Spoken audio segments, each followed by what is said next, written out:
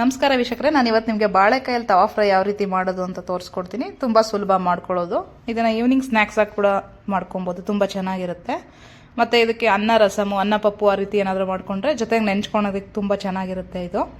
ಆಮೇಲೆ ಯಾರಾದರೂ ಸಬ್ಸ್ಕ್ರೈಬ್ ಆಗಿಲ್ಲ ಅಂದರೆ ದಯವಿಟ್ಟು ಸಬ್ಸ್ಕ್ರೈಬ್ ಆಗಿ, ವಿಡಿಯೋನ ಸ್ಕಿಪ್ ಮಾಡದೆ ಕೊನೆ ತನಕನೂ ನೋಡಿ ನಮಗೆ ಸಪೋರ್ಟ್ ಮಾಡಿ.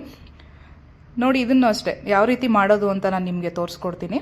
ಆಮೇಲೆ ಫುಲ್ ಹಣ್ಣಾಗಿರೋ ಬಾಳೆಹಣ್ಣು ತೊಗೊಳಕ್ಕೆ ಹೋಗಬೇಡಿ. ನೋಡಿ, ನಾನು ತೋರಿಸ್ತೀನಿ ನಿಮಗೆ ಬಾಳೆಕಾಯಿನ. ನೋಡಿ, ಈ ರೀತಿ ಫುಲ್ಲು ಕಾಯಾಗೇ ಇರಬೇಕು. ಹಣ್ಣಾದರೆ ಅದು ಚೆನ್ನಾಗಿರಲ್ಲ ಟೇಸ್ಟು, ಸೊ ನೋಡಿಬಿಟ್ಟು ತೊಗೊಳ್ಳಿ. ನೋಡಿ, ಇದಕ್ಕೆ ಬೇಕಾಗಿರೋ ಪದಾರ್ಥಗಳೇನೆಂದರೆ 2 ಬಾಳೆಕಾಯಿ ತೊಗೊಂಡಿದ್ದೆ ಅಲ್ವಾ. ನೆಕ್ಸ್ಟು ಅರಿಶಿನ ಪೌಡ್ರ್ ತೊಗೊಂಡಿದ್ದೀನಿ, ಖಾರ ಪುಡಿ ಮತ್ತು ಧನಿಯಾ ಪುಡಿ ಸ್ವಲ್ಪ, ಜೀರಿಗೆ ಪೌಡ್ರು ಸ್ವಲ್ಪ ತೊಗೊಂಡಿದ್ದೀನಿ, ಮತ್ತು ಒಂದು ಅರ್ಧ ನಿಂಬೆಹಣ್ಣಷ್ಟು ತೊಗೊಂಡಿದ್ದೀನಿ. ನೋಡಿ, ಇವಾಗ ಯಾವ ರೀತಿ ಮಾಡೋದು ತೋರಿಸ್ತೀನಿ. ನೋಡಿ, ಈ ಬಾಳೆಕಾಯಿನ ಈ ಸಿಪ್ಪೆ ಇದೆ ಅಲ್ವಾ, ಅದನ್ನು ಈ ರೀತಿ ಪೀಲ್ ಮಾಡ್ಕೊಬೇಕು.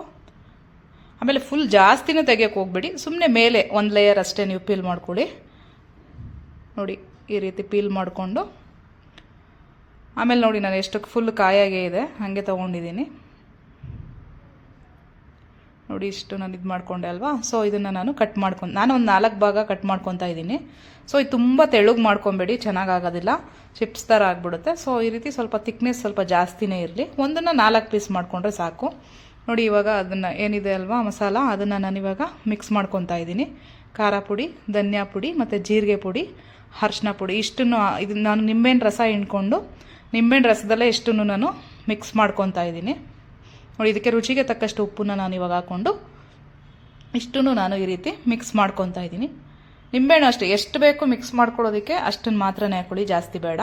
ಸೊ ನೋಡಿ, ಇದು ಬಾಳೆಕಾಯಿ ಸ್ವಲ್ಪ ತೇವಾಂಶ ಅದರಲ್ಲಿ ಇರೋದ್ರಿಂದ ನೀವು ಈ ರೀತಿ ಅದನ್ನೇನಿದೆ ನೀವು ಮಿಕ್ಸ್ ಮಾಡ್ಕೊಂಡಿದ್ರಲ್ವ ಮಸಾಲ, ಅದನ್ನು ಈ ರೀತಿ ಸ್ಪ್ರೆಡ್ ಮಾಡ್ಕೊಳ್ಳಿ. ಅದು ಕ್ಲೀನಾಗಿ ಇಟ್ಕೊಳ್ಳುತ್ತೆ ತೇವ ಇರೋದ್ರಿಂದ.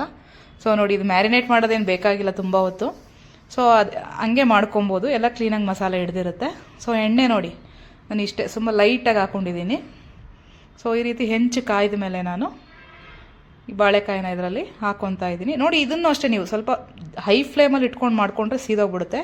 ಸೊ ಹಂಗಾಗಿ ಫುಲ್ಲು ಲೋ ಫ್ಲೇಮಲ್ಲಿ ಇಟ್ಕೊಂಡು ಈ ರೀತಿ ತಿರ್ಗಿಸ್ಕೊತಾ ಇರಬೇಕು ನೀವು. ಅಂದರೆ ಒಂದು 2 ಸಲ ತಿರ್ಗಿಸ್ಕೊಂಡ್ರೆ ಸಾಕು. ನೋಡಿ, ಈ ರೀತಿ ನಿಧಾನಕ್ಕೆ ನೀವು ಬೇಯಿಸ್ಕೊಬೇಕು.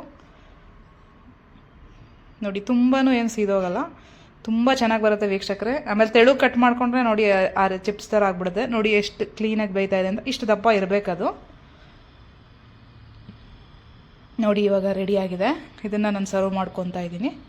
ವೀಕ್ಷಕರೇ, ಇದನ್ನು ನೀವು ಒಂದ್ಸಲ ಮನೇಲಿ ಟ್ರೈ ಮಾಡಿ ನನಗೆ ಹೇಗಿದೆ ಅಂತ ಕಮೆಂಟ್ ಮಾಡಿ ತಿಳಿಸಿ. ವೀಕ್ಷಕರೇ, ನಿಮಗೆ ಈ ವಿಡಿಯೋ ಇಷ್ಟ ಆದಲ್ಲಿ ಪ್ಲೀಸ್ ಲೈಕ್ ಮಾಡಿ, ಶೇರ್ ಮಾಡಿ ಮತ್ತು ಸಬ್ಸ್ಕ್ರೈಬ್ ಮಾಡಿ. Thank you.